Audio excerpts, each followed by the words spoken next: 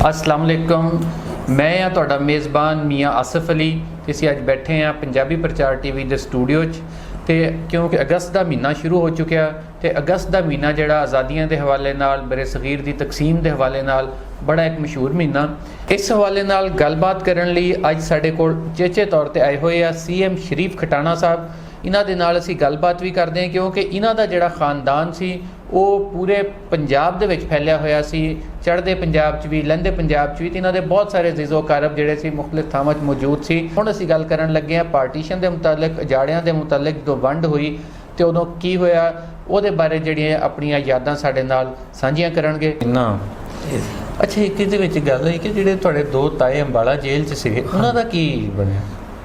ਉਹ ਫਿਰ ਛੁੱਟ ਕੇ ਆਏ ਕਿ ਨਹੀਂ, ਪਾਰਟੀ ਤੋਂ ਕੁਝ ਅਰਸਾ ਪਹਿਲੇ ਉਹ ਨਿਕਲਾ ਸਨ ਨਾ। ਅੱਛਾ, ਛੋਟੇ ਤੇ ਉਹਨਾਂ ਜਿਹੜਾ ਦੁੱਲਾ ਪਹਿਲਵਾਨ ਸੀ ਪਾਰਟੀਸ਼ਨ ਵਾਲੇ ਸਾਲ ਸਗੇਤਰੀ ਸਾਡੇ ਇਲਾਕੇ ਦਾ ਮੇਲਾ ਹੁੰਦਾ ਸੀ 15-20 ਪਿੰਡਾਂ ਦਾ, ਉੱਥੇ ਉਸ ਸਾਲ ਉਹਨੇ ਰਮਾਲੀ ਕਮਾਈ ਸੀ, ਚੈਂਪੀਅਨ ਸੀ ਯਾਨੀ ਉਸ ਸਾਲ ਕੁਸ਼ਤੀ ਦਾ ਅਬਦੁੱਲਾ ਪਹਿਲਵਾਨ। ਠੀਕ ਹੈ ਜੀ। ਜਿਹੜਾ ਉਸ ਤੋਂ ਵੱਡਾ ਸੀ ਨੂਰਾ ਪਹਿਲਵਾਨ, ਉਹ ਮੇਰੇ ਦਾਦਾ ਜੀ ਦੇ ਮਤਰੇ ਸੈਕੰਡ ਵਾਲਦਾ ਦੇ ਵਿੱਚੋਂ ਸਨ। ਉਹ ਭਲਵਾਨ ਫੈਮਿਲੀ ਸੀ ਕਿਉਂਕਿ ਉਹਨਾਂ ਦਾ ਮਾਮੂ ਜਿਹੜਾ ਸੀ ਨਾ ਉਹ ਰਿਆਸਤ ਪਟਿਆਲਾ ਦਾ ਦਰਬਾਰੀ ਭਲਵਾਨ ਸੀ। ਅੱਛਾ। ਕੰਗਣ ਪਹਿਲਵਾਨ ਤੇ ਮਨਨ ਦੋ ਭਾਈ ਸੀ, ਬੜੇ ਨਾਮੀ ਗ੍ਰੰਥ ਭਲਵਾਨ। ਉਹਨਾਂ ਦੇ ਭਾਂਜੇ ਸੀ। ਅੱਛਾ, ਇਹ ਅੱਗੇ ਉਹਨਾਂ ਦੇ। ਠੀਕ ਹੈ ਜੀ। ਇਹ ਮੇਰੇ ਦਾਦਾ ਜੀ ਦੇ ਸਕੇ ਭਤੀਜੇ। ਅੱਛਾ। ਠੀਕ ਹੈ ਜੀ। ਇਹ ਉਦੋਂ ਬਾਹਰ ਆ ਗਏ ਸੀ ਤੇ ਅਬਦੁੱਲਾ ਭਲਵਾਨ ਜਿਹੜਾ ਇਹਨੇ ਰੁਮਾਲੀ ਕਮਾਈ ਸੀ ਇਹਦੀ ਕੁਸ਼ਤੀ ਦੀ, ਤੇ ਦੁੱਲਾ ਪਹਿਲਵਾਨ ਇਸ ਵੱਡਾ ਸੀ। ਉਹਦੇ ਨਾਲ ਤੇ ਭੁੱਲਣ ਦਾ ਕੋਈ ਤਸੱਵਰ ਹੀ ਨਹੀਂ ਸੀ ਕਰਦਾ ਸਾਡੇ ਇਲਾਕੇ 'ਚ। ਅੱਛਾ। ਯਾਨੀ ਉਹਨੂੰ ਐਡਾ ਵੱਡਾ ਸਕਾਊਂਟ ਜਾਂਦਾ ਸੀ। ਜਿਹੜਾ ਬੰਦਾ ਰੋਜ਼ਾਨਾ 80-70-80 ਮੱਝਾਂ 'ਚ ਹੋਏਗਾ ਉਹਦੀ ਤਾਕਤ ਦਾ ਕੀ ਹਾਲ ਹੋਏਗਾ। ਠੀਕ ਹੈ ਜੀ। ਅੱਛਾ, ਉਸ ਤੋਂ ਬਾਅਦ ਜਿਹੜਾ ਹੈ ਜਿਸ ਵਕਤ ਪਾਰਟੀਸ਼ਨ ਤੋਂ ਬਾਅਦ ਜਦੋਂ ਕਤਲੇਆਮ ਸ਼ੁਰੂ ਹੋਇਆ, ਹੰਗਾਮੇ ਸ਼ੁਰੂ ਹੋ ਗਏ, ਜਿਹੜਾ ਮੇਰਾ ਤਾਇਆ ਸੀ ਦੁੱਲਾ ਭਲਵਾਨ ਜ਼ਿਆਦਾਤਰ ਥੋੜ੍ਹੇ ਜਿਹੇ ਮੋਟੇ ਦਿਮਾਗ ਦੇ ਵੀ ਹੁੰਦੇ ਨੇ, ਉਹ ਕਿਸੇ ਨੂੰ ਮਿਲਣ ਗਿਆ ਹੋਇਆ ਸੀ। ਉਹ ਪਿੱਛੋਂ ਐਮਰਜੈਂਸੀ ਕੂਚ ਦਾ ਆਰਡਰ ਹੋਇਆ ਤੇ ਉਹ ਉੱਥੇ ਹੀ ਰਹਿ ਗਿਆ। ਠੀਕ ਹੈ ਜੀ। ਕਾਫਲੇ ਅੱਗੇ ਤੋਂ ਆਉਂਦੇ ਰਹੇ। ਉਹ ਉੱਥੇ ਇੱਕ ਰਾਜਾ ਰਾਮ ਹਿੰਦੂ ਗੁੱਜਰ ਸੀ, ਬੜਾ ਰਈਸ ਸੀ, ਅੱਛਾ ਜ਼ਿਮੀਂਦਾਰ ਸੀ। ਉਹਨੂੰ ਪਤਾ ਚੱਲ ਗਿਆ ਭਲਵਾਨ ਤੇ ਮੁੰਨੂਦਿਆਂ ਦਾ ਇੱਥੇ ਫਿਰਨ ਡਿਆ, ਉਹਨੂੰ ਫੜ ਕੇ ਘਰ ਲੈ ਗਿਆ। ਠੀਕ ਹੈ ਜੀ। ਉਹਨੇ ਕਿਹਾ ਤਾਊ ਮੈਂ ਜਾਣਾ, ਸਾਰੇ ਘਰ ਦੇ ਚਲੇ ਗਏ ਨੇ। ਕਿ ਤੈਨੂੰ ਨਹੀਂ ਪਤਾ ਉਹਦੇ ਸੰਢੋਰੇ ਕਤਲੇਆਮ ਹੋਇਆ ਤੇ ਉਹਦੇ ਉੱਥੇ ਸਾਰਾ ਖਾਨਦਾਨ ਹੀ ਤੇਰਾ ਕਤਲ ਹੋ ਗਿਆ, 4000 ਬੰਦਾ ਪੈ ਗਿਆ। ਇਹਨੇ ਨੂੰ ਡਿਸਗਾਈਡ ਕੀਤਾ ਤੇ ਨਾਲ ਉਹਦੀ ਖਾਤਰ ਵਾਅਦਾ ਕਰਦਾ ਰਿਹਾ। ਉਹਦੇ ਔਲਾਦ ਨਹੀਂ ਸੀ ਰਾਜਾ ਰਾਮ ਦੇ।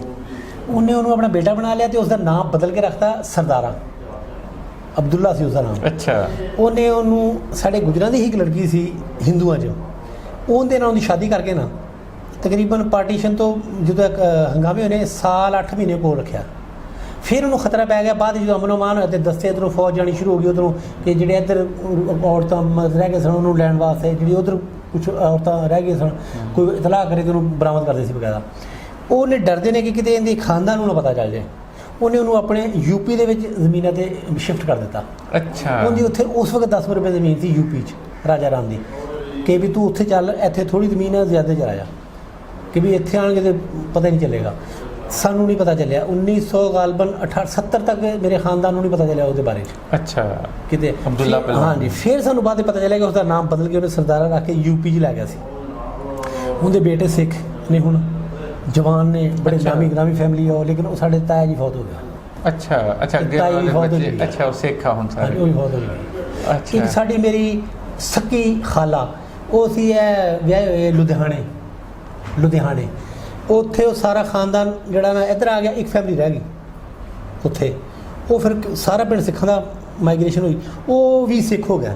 ਅੱਛਾ, ਉਹ ਵੀ ਸਿੱਖ। ਉਹਨਾਂ ਦਾ ਹੁਣ ਕੈਸਰ ਸਿੰਘ ਹੈ ਬੇਟਾ, ਉਹ ਅੱਜ ਕੱਲ੍ਹ ਮੇਰਾ ਜਰਮਨੀ ਹੈ। ਉਹਦੇ ਸਿਰ ਦੀ ਕੀਮਤ ਇੰਡੀਅਨ ਗੌਰਮੈਂਟ ਨੇ ਰੱਖੀ ਹੋਈ ਹੈ। ਉਹ ਖਾਲਿਸਤਾਨ ਮੂਵਮੈਂਟ ਦਾ ਲੀਡਰ। ਅੱਛਾ। ਹਾਂਜੀ। ਉਹ ਮੇਰੀ ਖਾਲਾ ਦੇ ਯਾਨੀ ਜੇਠ ਦਾ ਬੇਟਾ ਸਰਦਾਰ ਕੇਸਰ ਸਿੰਘ।